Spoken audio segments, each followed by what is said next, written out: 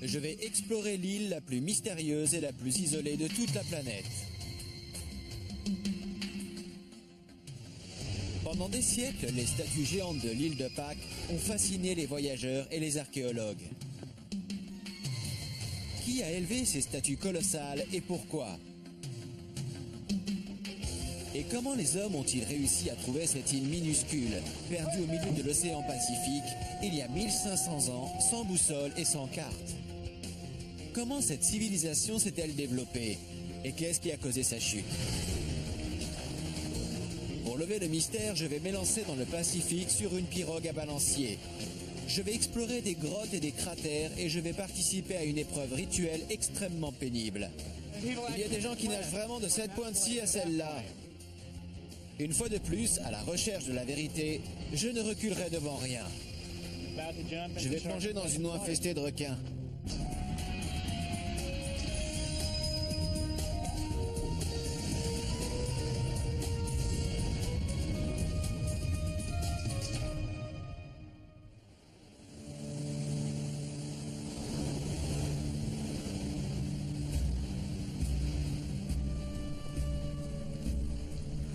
Bonjour, je suis Josh Bernstein.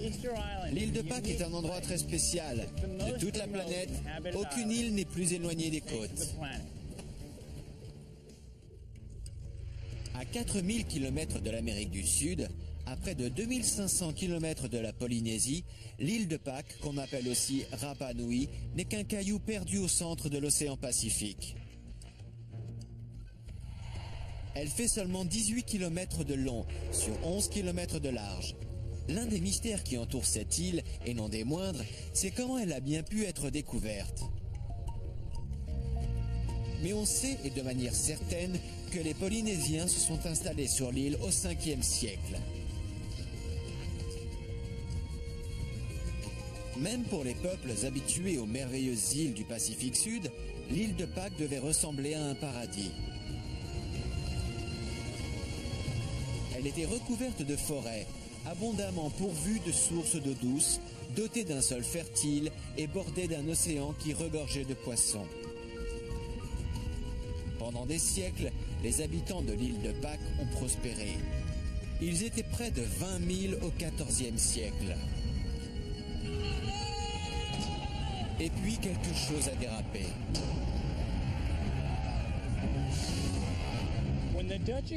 Quand les premiers explorateurs hollandais sont arrivés en 1722, ils ont découvert une population affamée et une culture presque éteinte.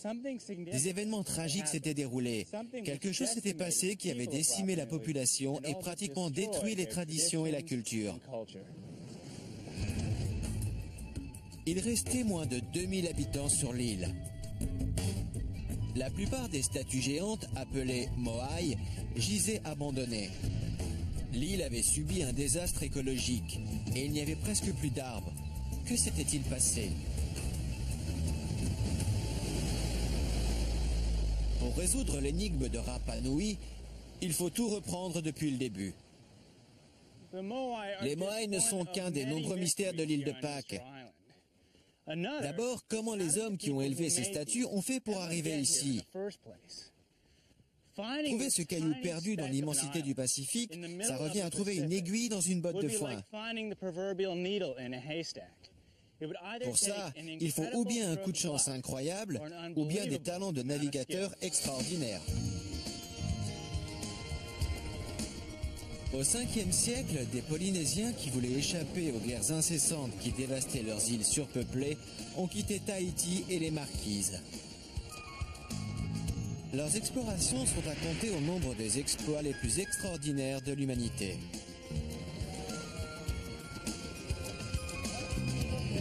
À bord de pirogues à balancier, sans boussole, sans carte, ils ont pris la mer, s'aventurant dans le Pacifique Sud à la recherche de nouvelles terres. Au sud, ils ont découvert la Nouvelle-Zélande et au nord, Hawaï. Mais leur prouesse la plus fantastique fut de pagayer sur plus de 2500 km à travers le Pacifique et de découvrir ce caillou minuscule que nous appelons l'île de Pâques. Comment ont-ils fait? Pour le savoir, je vais rencontrer l'expert en navigation Hugo Tiavehe. That is great. Hugo? Vous êtes Hugo? Josh, heureux de vous rencontrer. Great to Vous meet allez you. bien? Hugo est venu avec ses copains du club nautique de Rapa Nui. Il participe régulièrement à des courses en pirogue, partout en Polynésie. Je suis donc en de bonnes mains. Nous poussons la pirogue à l'eau et nous filons vers la pleine mer. All right. C'est bon, je commence à prendre le Starting to coup. get the hang of it. La pirogue à balancier, c'est le bateau traditionnel des Polynésiens. De tout temps, ils ont fixé un balancier ou un flotteur parallèlement à la coque. À mesure qu'on s'éloigne du rivage et que la mer forcit, je comprends pourquoi. Sans le balancier, nous serions immédiatement retournés. Mais en peu de temps, on s'installe dans le rythme et la pirogue file sur les vagues. So, I can't say I'm Je ne an expert, prétends pas être un expert, but I've learned it's all mais j'ai about appris the que rhythm. tout est une question de rythme. You gotta make sure you Il faut keep seulement the faire pace attention à rester dans la around you. même cadence que les autres. Pull hard enough C'est and you ok go faire, mais forward. ça avance. But we've Mais nous only n'avons gone a fait few que miles. quelques milles, et j'imagine ce que ça doit être de rester en mer sur cette pirogue pendant des semaines ou des Going mois. thousands of miles. Hard work. Dur.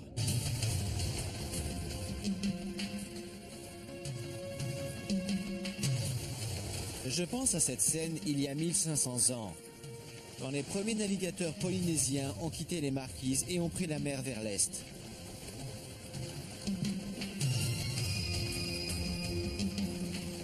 Selon la légende, ils étaient guidés par un roi nommé Otumatua. Ce qui m'échappe, c'est comment, après des semaines en mer, ils ont réussi à trouver ce minuscule îlot qu'est l'île de Pâques.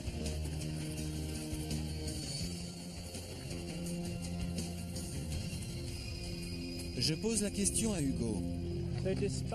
Puisqu'ils n'avaient ni carte ni boussole, les marins comme Otumatua devaient compter sur d'autres techniques pour pouvoir traverser l'océan en sécurité. Bien entendu. Par exemple, la nuit, ils laissaient pendre leurs pieds dans l'eau. Ils arrivaient à sentir l'impact de la houle du large quand elle frappait les côtes. Ça leur renvoie une petite vague. Ce que me raconte Hugo est étonnant. À plusieurs milles de la côte, Otumatua et ses marins étaient capables de détecter les petites vagues renvoyées par la côte après l'impact de la houle. Ils étaient sensibles à la moindre variation de vent et de courant. Ils observaient les déplacements des oiseaux et des étoiles. En rassemblant toutes ces informations, ils parvenaient à trouver leur chemin en plein océan.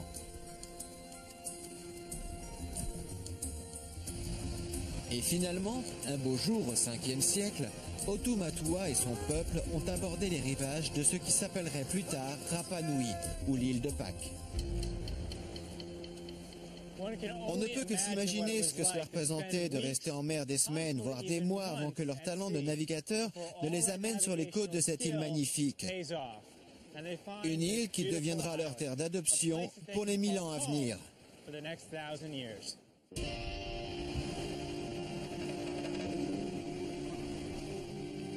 Cela faisait des siècles que les Polynésiens envoyaient des explorateurs sur les océans. Quand ces groupes d'hommes intrépides découvraient des îles, ils revenaient au bercail pour annoncer la nouvelle. Alors, la véritable colonisation commençait. Ils repartaient avec femmes, enfants, plantes et animaux pour s'installer sur ces nouvelles îles.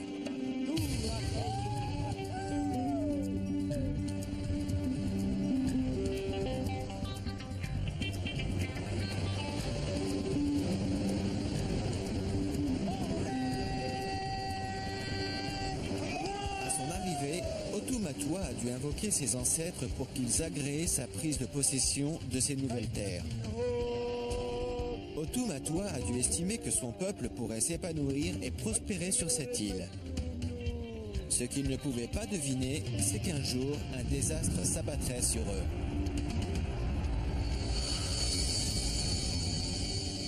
Je vais explorer une ancienne carrière et sculpter mon propre moai, afin de trouver les explications de la catastrophe qui s'est abattue sur Rapa Nui. Quand les Européens ont débarqué sur l'île de Pâques en 1722, ils ont découvert un paysage dénudé, sans un arbre, le résultat d'une catastrophe écologique et sociale. Qu'était-il arrivé ? Je cherche la réponse à cette question en poursuivant mes explorations sur cette île minuscule perdue au milieu de l'océan Pacifique. En pagayant sur une pirogue à balancier, j'ai pris conscience de l'extraordinaire exploit réalisé par les marins polynésiens au 5e siècle, quand ils ont découvert Rapa Nui. Mais 1000 ans plus tard, un désastre écologique a dévasté l'île. Pourquoi et comment ? Selon une théorie surprenante, ce sont la fabrication et le transport des fameuses statues géantes qui seraient à l'origine du désastre.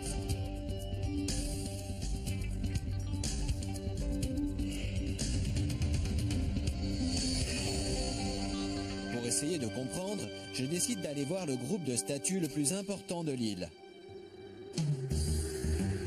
Elle se trouve à 12 km de la seule ville de l'île, Angaroa. Le meilleur moyen de s'y rendre, c'est à cheval.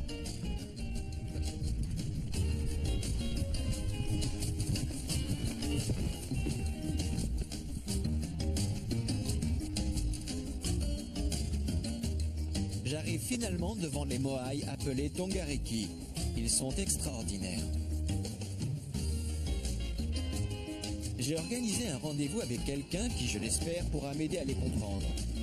C'est Sergio Rapu, un archéologue bien connu qui est né sur l'île. Bonjour. Ils sont incroyables. Oui, c'est l'œuvre magnifique de nos ancêtres. Comment les ont-ils faits? Eh bien, ils les ont sculptés dans une carrière en taillant la roche volcanique avec des outils très simples. Et ils les ont transportés ici. Ils ont tiré ce bloc d'une carrière? Ah oui, en fait, elle est tout près d'ici. On peut la voir? Bien sûr. La carrière n'est qu'à quelques minutes à cheval. Elle se trouve sur le flanc d'un des nombreux volcans éteints de l'île. Nous laissons les chevaux au pied du volcan et nous poursuivons l'ascension à pied. Quand nous arrivons sur la crête, nous découvrons un spectacle étonnant. Le cratère du volcan abrite maintenant un lac entouré de centaines de têtes de statues inachevées. C'est dingue, il y en a qui sortent de partout. Il y a combien de moaïs ici? Sur toute l'île, je crois qu'il y en a à peu près 900. Et ils viennent tous de cette carrière? Il y en a environ 300 encore ici et le reste est éparpillé sur l'île. Et ils font tous cette taille-là? Cela varie de 2 mètres à plus de 22 mètres. 66 feet tall. On dirait une usine géante abandonnée. Il y a des statues tout autour du cratère, certaines debout, d'autres couchées, et elles sont énormes. Sergio m'explique que cette carrière a fonctionné sans interruption pendant des siècles. Des dizaines d'artisans s'y activaient, les uns sculptant les statues géantes, les autres les transportant. Et puis, pour une raison inconnue, apparemment, ils ont tous posé leurs outils et ils se sont arrêtés. Pourquoi?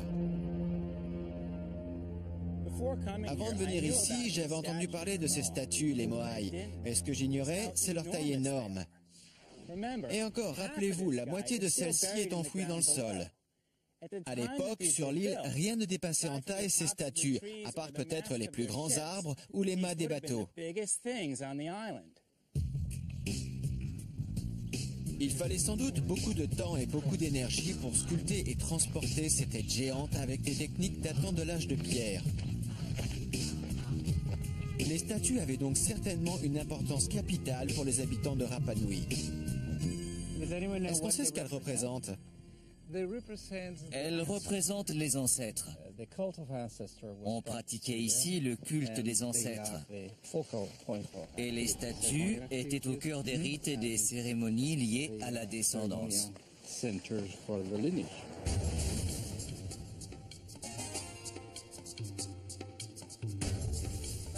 Sergio m'explique qu'à chaque fois qu'un chef de clan important mourait, on érigeait une statue en son honneur. Moai ne le représentait pas. Le Moai était le chef des Fins.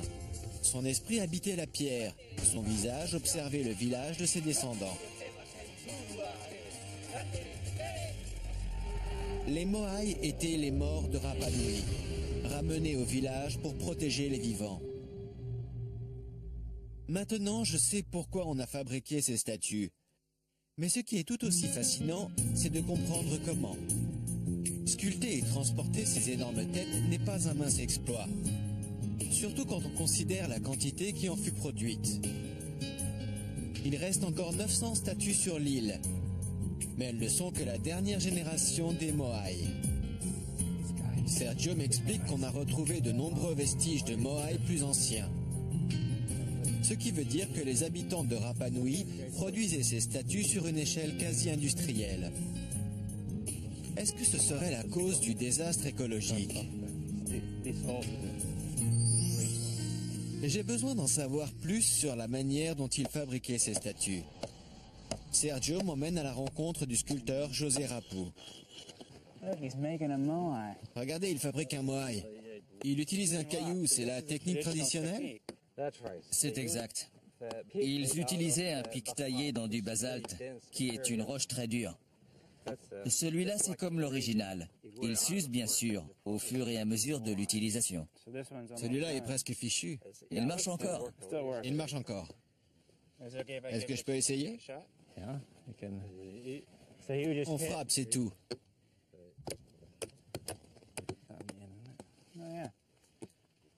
Parce que c'est plus dur, ça s'effrite. La pierre plus tendre s'effrite et c'est comme ça qu'on lui donne la forme qu'on veut. Donc si je veux en enlever un peu ici, c'est assez facile. Et voilà, vous devenez un sculpteur Rapa Nui. Je suis l'apprenti du maître. En fait, c'est plus facile que je ne l'imaginais. Il faut seulement beaucoup de temps. D'après Sergio, c'est un travail d'équipe. À l'époque, José aurait eu une équipe qui aurait travaillé sous ses ordres. Exactement, toute la communauté. Il leur fallait combien de temps pour faire un moai? À peu près 1 an. C'est vraiment beaucoup de travail. Peut-être que je vais aider José. On y arrivera peut-être en 6 mois. José m'a montré quelques-unes des techniques de base des sculpteurs Rapa Nui. Mais je ne vois rien là-dedans qui pourrait déboucher sur un désastre écologique. C'est peut-être du côté du transport des statues qu'il faudrait chercher. Nous repartons vers la carrière. Sergio me montre l'une des statues les plus extraordinaires de l'île. Un moai énorme, inachevé, de plus de 20 mètres, encore pris dans la roche de la colline.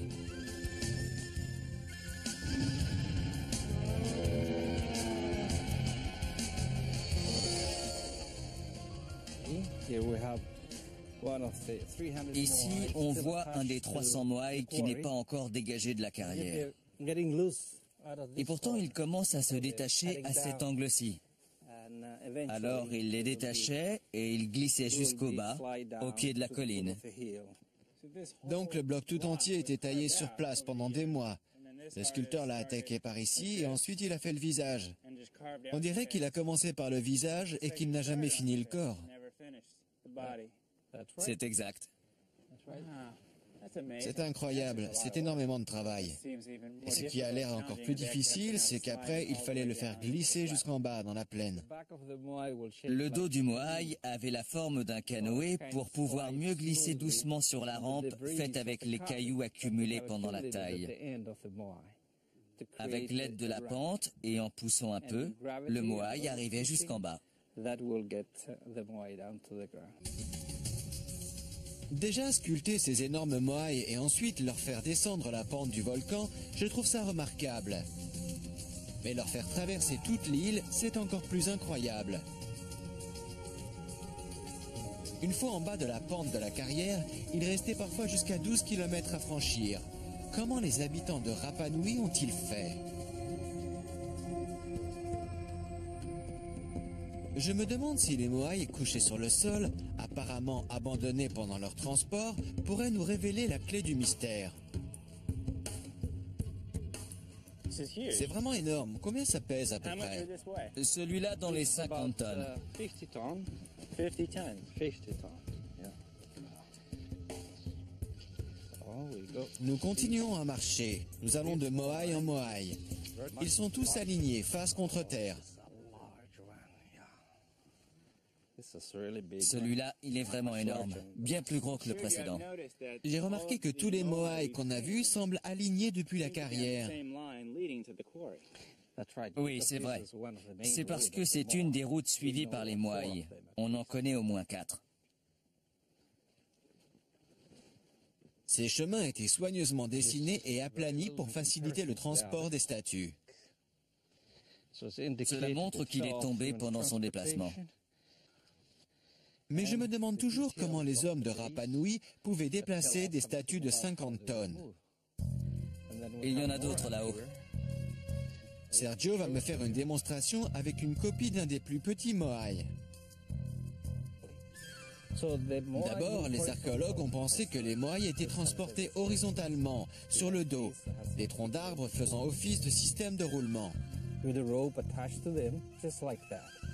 So it's very easy to C'est move très on facile a d'avancer flat sur un sol ground. plat avec les rondins.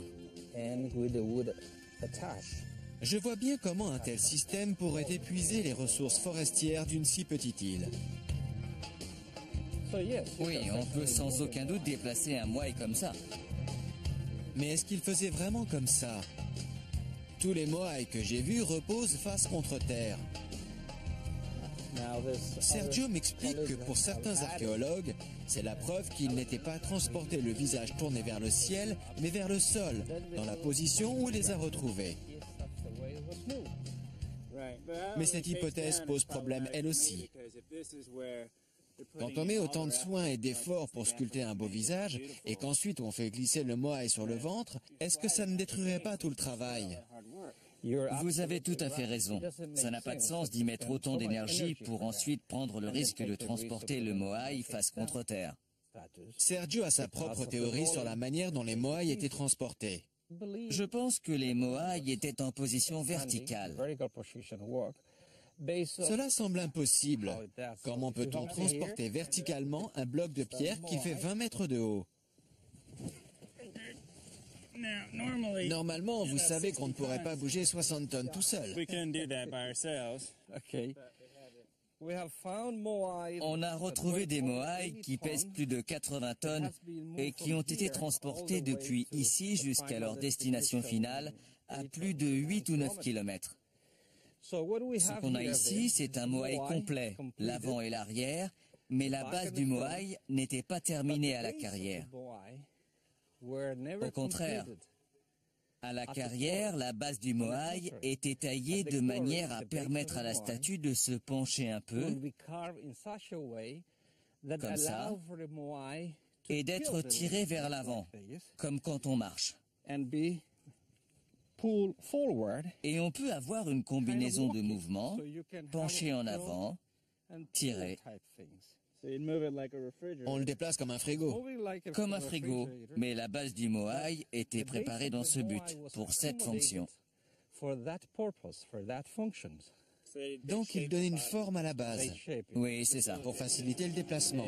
exactement. Si elle est vraie, la théorie de Sergio est surprenante. Rassemblés en équipe, des hommes parvenaient en tirant sur des cordes à imprimer un mouvement de balancier qui déplaçait le moai vers l'avant. Cela semble tiré par les cheveux, mais les bases arrondies des statues montrent leur efficacité dans le transport. Si les Moai étaient transportés à l'horizontale, pourquoi auraient-ils pris la peine de tailler la base de manière à ce qu'elle puisse se balancer et que le Moai puisse se pencher de 5 ou 6 degrés maximum?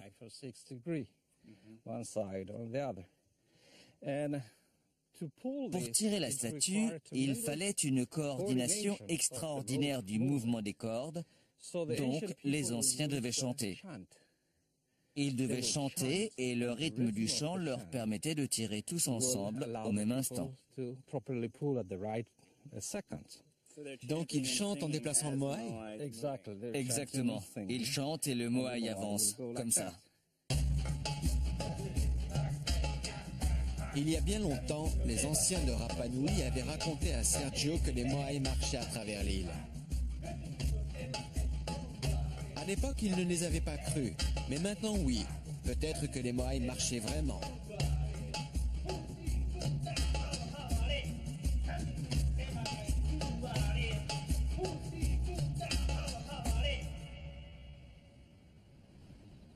Si cette hypothèse est juste, elle apporte des éclaircissements sur le désastre qui a, semble-t-il, frappé l'île quelques siècles avant l'arrivée des Européens.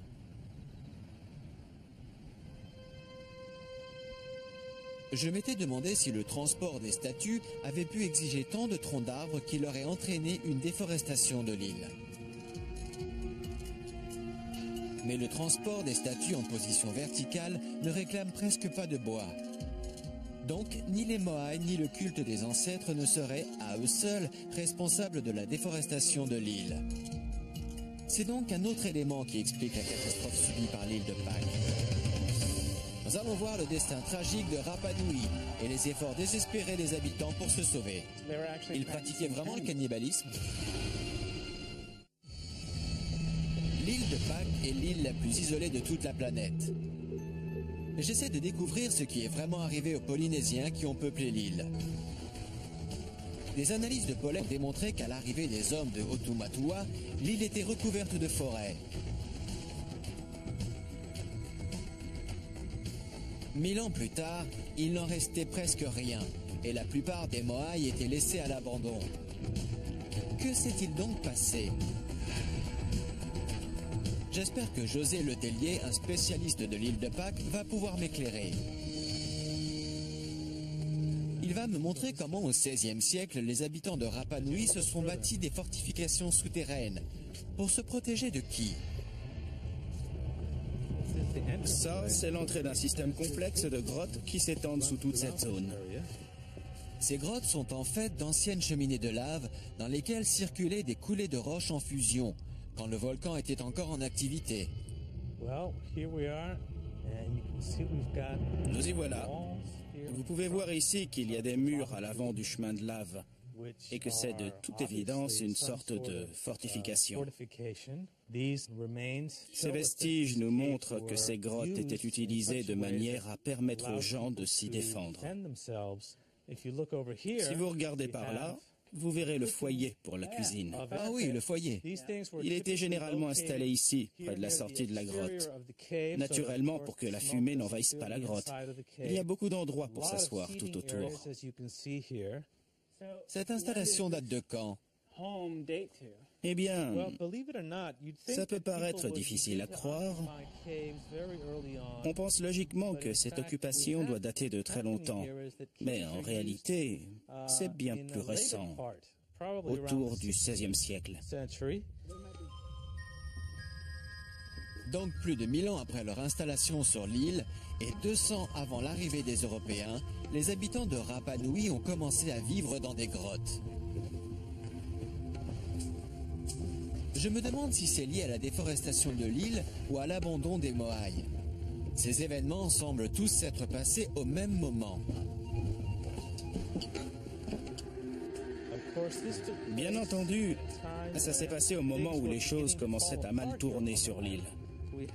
Il y avait une concurrence féroce pour les ressources. Ils vivaient dans un endroit très isolé et ils ne pouvaient pas s'enfuir. Vous voulez dire qu'ils se battaient entre eux? Ils se faisaient la guerre. Enfin, les morceaux du puzzle commencent à s'assembler. José m'explique qu'à partir du XVIe siècle, les raids et les guerres étaient devenus endémiques sur l'île. Comme il n'y avait plus d'arbres pour construire les grandes pirogues à balancier, les habitants de Rapa Nui se sont retrouvés bloqués sur l'île et coupés du monde, et même la pêche devint difficile. Comme la population était nombreuse, la famine s'installa. Les habitants de Rapa Nui furent-ils victimes de leur succès? Ici, sur cette île isolée, ils avaient créé une des cultures mégalithiques les plus remarquables du monde. Mais au fur et à mesure qu'ils prospéraient, ils semaient sans le savoir les graines de leur décadence. Avec la surpopulation, les terres cultivables devinrent insuffisantes et s'appauvrirent. Les forêts furent abattues. La dégradation écologique entraîna un conflit fratricide pour les meilleures terres et pour la nourriture. La guerre commença à déchirer la communauté de Rapa Nui. Au pire moment du conflit, à l'époque où les habitants s'étaient réfugiés dans les grottes, les archéologues estiment la population totale de l'île à 20 000 personnes. C'est la taille d'une petite ville de province. Et quand on pense que leurs parents, leurs grands-parents et leurs arrière-grands-parents avaient tous eux-mêmes grandi ici, on se dit qu'ils devaient tous se connaître et même avoir des liens de famille entre eux. Et donc, quand les massacres ont commencé, ça a dû être terrifiant. Pour ces habitants, l'île n'était plus un endroit familier, c'était un piège qui se refermait sur eux. La tradition orale de Rapa Nui, rapportée aux premiers Européens, est une longue suite de guerres et de massacres.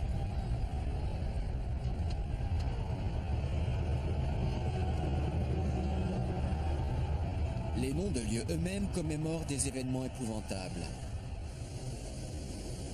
Comme par exemple la grotte appelée ici Anakai Tagata.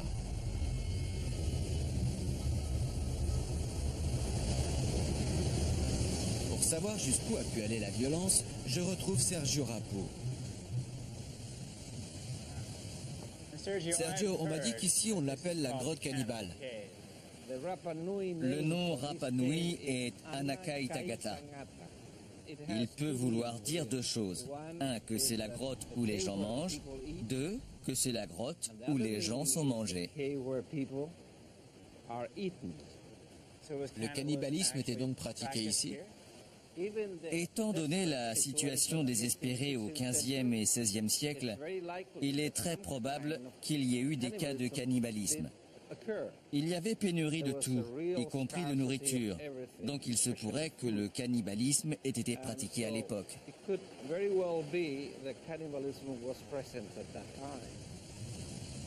Quoi qu'il en soit, que le cannibalisme ait été pratiqué ou pas sur l'île, l'image qui se forme de la communauté Rapa Nui au XVe et XVIe siècle est particulièrement sombre. Elle est renforcée par le nouveau type de Moai créé à l'époque. Leur priorité allant évidemment à leur survie, les habitants de Rapa Nui cessèrent la fabrication des Moai. Mais un sculpteur créa une nouvelle forme qui faisait écho à la sinistre réalité de leur situation. On l'appelle le Moai Kavakava. Ces figurines grimaçantes et squelettiques sculptées dans le bois furent créées uniquement pendant la période des guerres sur Rapa Nui, quand la mort et la famine étaient omniprésentes. Elles sont de petite taille parce qu'à l'époque, il n'y avait plus que de petits morceaux de bois sur l'île. Elles ne ressemblent en rien aux moai massifs et sereins qui protégeaient les anciens avec bienveillance.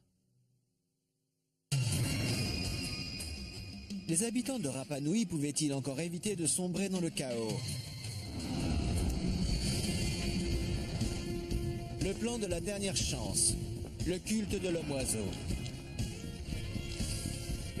Ils descendaient la falaise? C'est exact. Ils avaient des cordes? Non. L'histoire de l'île de Pâques que j'essaie de reconstituer est une incroyable saga remplie d'héroïsme et de tragédie.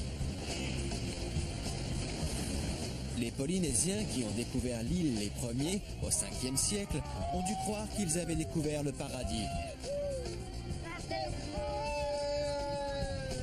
Mais leur existence idyllique n'a pas duré très longtemps. L'île de Pâques est minuscule et ses ressources limitées. L'accroissement de la population a conduit à la déforestation. Avec le temps, il ne resta plus assez d'arbres pour construire les grandes pirogues qui pouvaient affronter l'océan et qui étaient leur seul moyen de rester en contact avec le monde. Coincés sur l'île, les habitants de Rapa Nui commencèrent à se battre pour le partage de ressources en perpétuelle diminution. Longtemps avant l'arrivée des Européens, la famine et les guerres avaient ravagé l'île.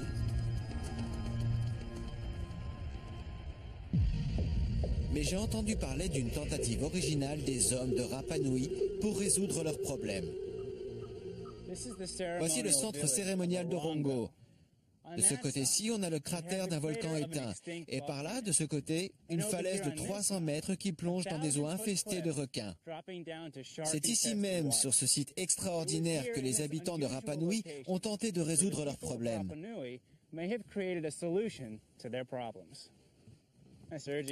Je pense que l'archéologue Sergio Rapu va pouvoir m'éclairer. C'est vraiment un endroit fabuleux. On m'a dit qu'il se passait des choses très spéciales ici, à Orongo. Oui, c'est ici qu'est né le culte de l'homme-oiseau. Le culte de l'homme-oiseau était une tentative de redistribution des ressources. Les chefs, les guerriers se rassemblaient ici une fois par an pour se mesurer et savoir qui aurait le contrôle politique et économique de l'île.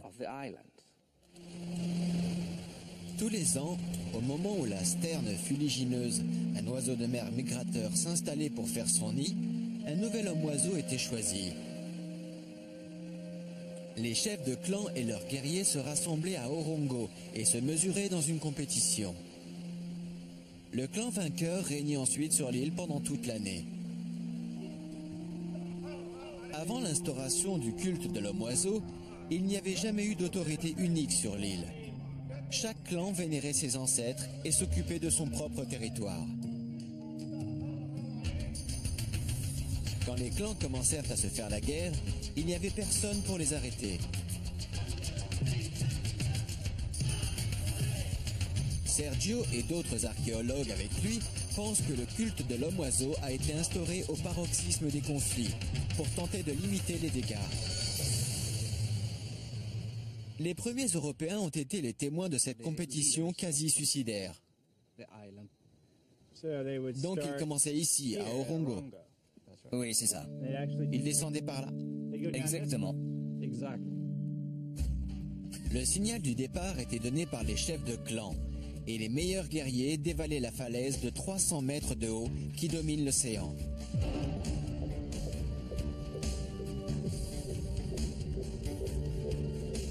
Les hommes s'entraînaient pendant des semaines avant l'épreuve.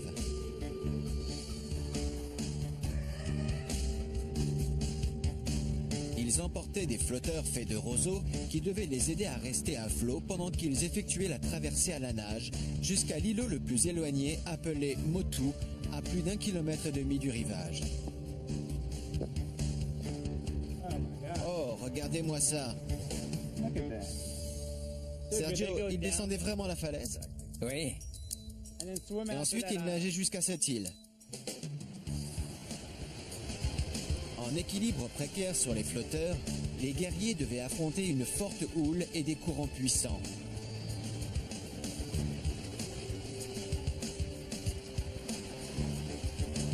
Ils finissaient par arriver épuisés sur le Motu, où les sternes fuligineuses avaient construit leur nid.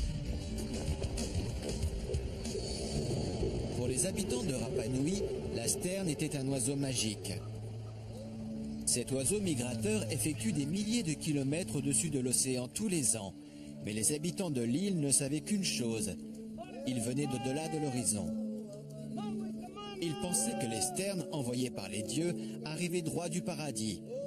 Son œuf était un symbole de puissance et de fertilité cosmique.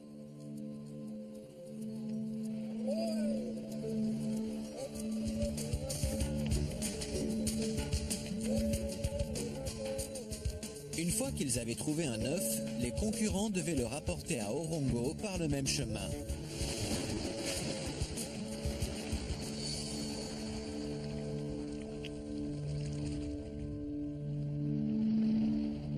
Et ils revenaient à la nage. À la nage avec l'œuf. Et ils grimpaient la falaise jusqu'ici. Waouh, quelle épreuve! Le pouvoir sur l'île et la gestion de toutes ses ressources étaient alors confiés au chef du clan auquel appartenait le guerrier qui revenait le premier avec un œuf.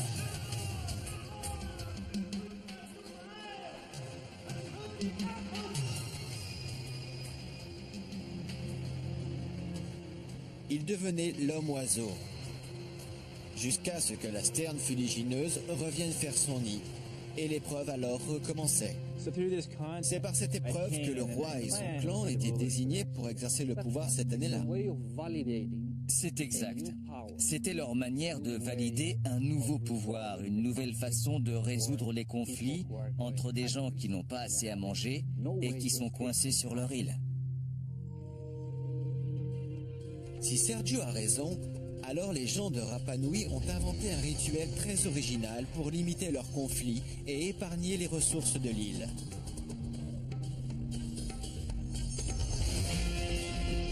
Je vais suivre les traces des concurrents de l'épreuve et je vais voir si elle a vraiment permis de résoudre les problèmes de Rapa Nui. Si vous voyez des requins, prévenez-moi. Mon enquête sur l'île de Pâques touche à sa fin. J'ai appris que les habitants ont été à l'origine d'une catastrophe écologique qui a été suivie par des années de chaos et de violence.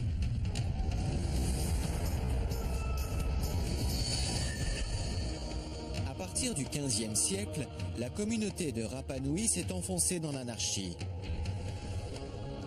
Pour tenter de résoudre le problème, le culte de l'homme-oiseau est apparu. C'était une épreuve annuelle qui permettait de désigner un chef à même d'arbitrer entre les différentes factions en guerre. Les concurrents dévalaient une falaise de 300 mètres et nageaient dans des eaux infestées de requins jusqu'à un îlot situé à plus d'1,5 km de la côte. Le premier homme de retour avec un œuf de sterne offrait le pouvoir à son clan pour une période d'1 an.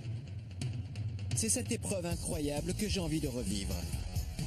Mais surtout, je veux savoir si le culte de l'homme-oiseau a pu réellement résoudre les problèmes tragiques des habitants de Rapa Nui.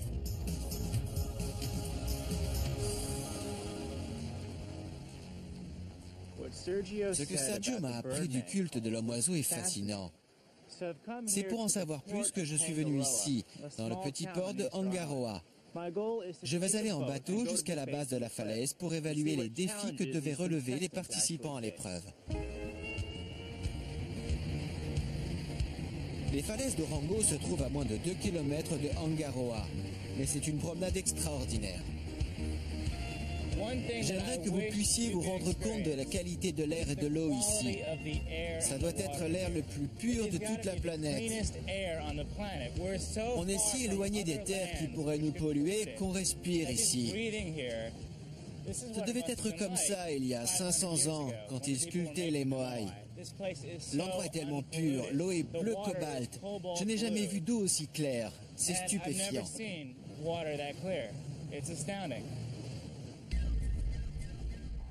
Vu au niveau des vagues, tout a l'air un peu différent. Vous savez, depuis là-haut, ça n'avait pas l'air aussi loin, mais ça fait une bonne distance. Il y a au moins 1,5 km depuis la côte jusqu'au Motu. Autre chose que je n'avais pas remarqué, il y a une houle très forte et elle devrait encore forcir vers le milieu de la journée. Cette épreuve m'a l'air beaucoup plus physique que prévu.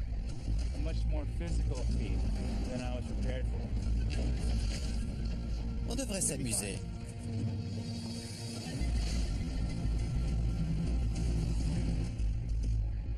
On arrive finalement sous la falaise d'où s'est lancé les guerriers vers le Motu. J'étais là-haut sur ces rochers avec Sergio et je peux vous dire que vu d'ici, ça n'a pas l'air plus facile. C'est une épreuve insensée. Aujourd'hui, c'est interdit, c'est un parc naturel. On ne peut même pas approcher de la falaise. C'est illégal de débarquer ici. Si je voulais tenter l'épreuve, je ne pourrais pas. Mais je peux tenter le trajet à la nage.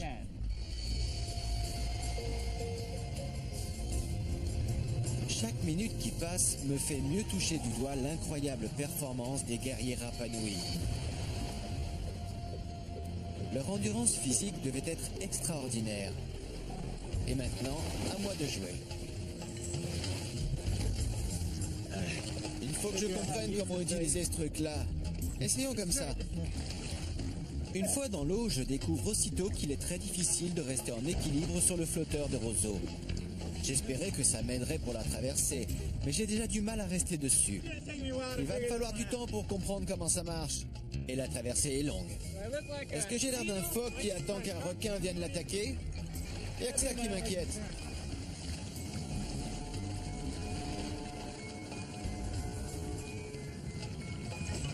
Le premier obstacle à vaincre, c'est la force du courant. Il me ramène sans cesse vers la falaise. Je me dis, tu y es presque. Et puis on regarde en arrière et là, non, pas encore. Cela fait presque 1 heure que je suis dans l'eau. À cause du courant, je n'ai pratiquement pas avancé. Et je commence à être sérieusement fatigué. Je crois qu'il faut que je me rende à la réalité. Je ne vais pas y arriver. Je vais quand même essayer. Les participants à l'épreuve devaient être en excellentes conditions physiques. Et j'imagine que l'épreuve avait lieu quand les courants étaient moins forts. Je ne progresse absolument pas. Je me demande combien d'heures il fallait aux nageurs pour traverser le détroit et atteindre le Motu. Je me demande aussi s'ils y parvenaient tous. Même s'ils étaient en très bonne forme, je sais maintenant quel redoutable danger ils devaient affronter.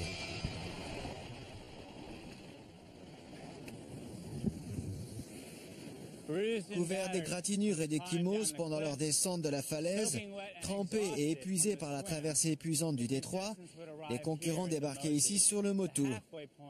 C'est la moitié de l'épreuve. Avant de faire demi-tour, ils doivent encore dénicher un œuf.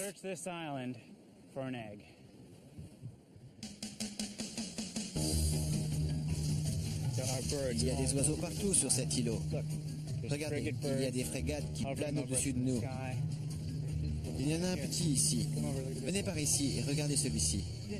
Ce n'est pas une sterne fuligineuse. Ce n'est pas l'oiseau qu'ils recherchaient.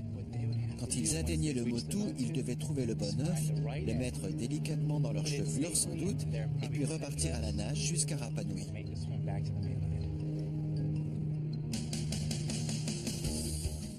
Après encore quelques heures dans l'eau, les guerriers qui avaient survécu devaient grimper le long de la falaise jusqu'au chef de clan qui les attendait.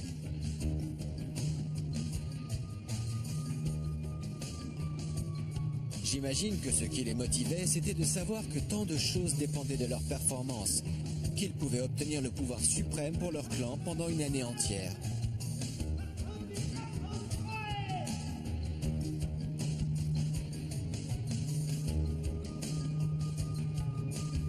Mais il reste beaucoup de questions à propos du culte de l'homme-oiseau.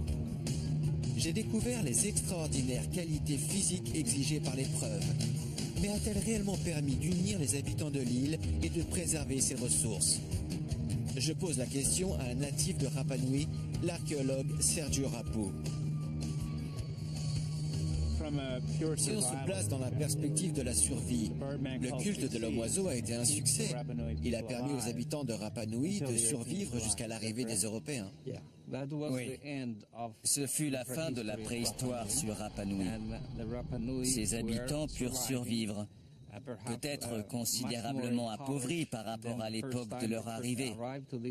Et ils avaient totalement abandonné le culte des ancêtres. Mais ils étaient vivants.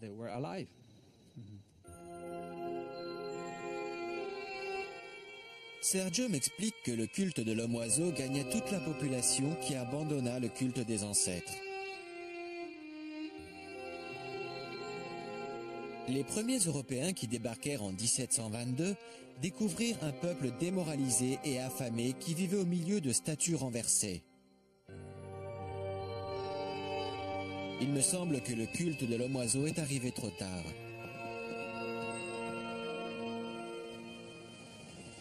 Les habitants de Rapa Nui furent incapables de mettre fin à un processus qu'ils avaient lancé des siècles auparavant.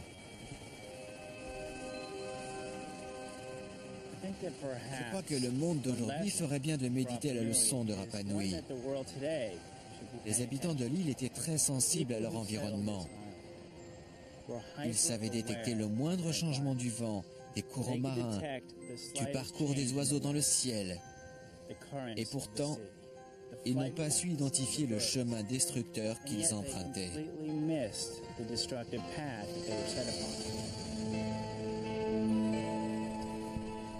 Il est difficile de ne pas voir le parallèle entre le destin de l'île de Pâques et celui de notre monde. Malgré tout, après des siècles de développement désastreux, les Iliens recommencent à prospérer.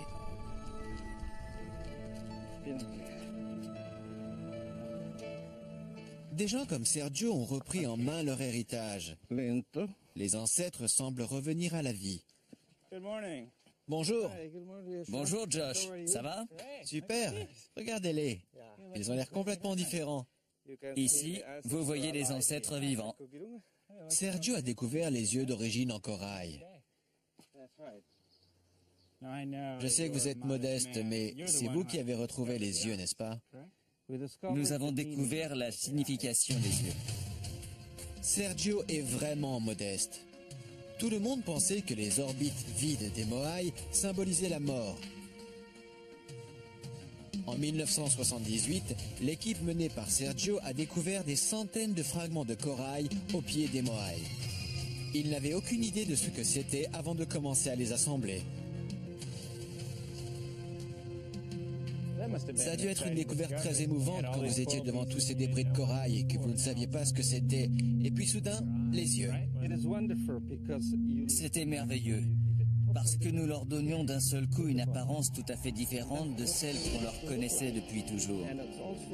Et puis pour nous, cela a une signification profonde. Nos anciens pourront toujours se tourner vers les Moai, comme vers les visages vivants de leurs ancêtres.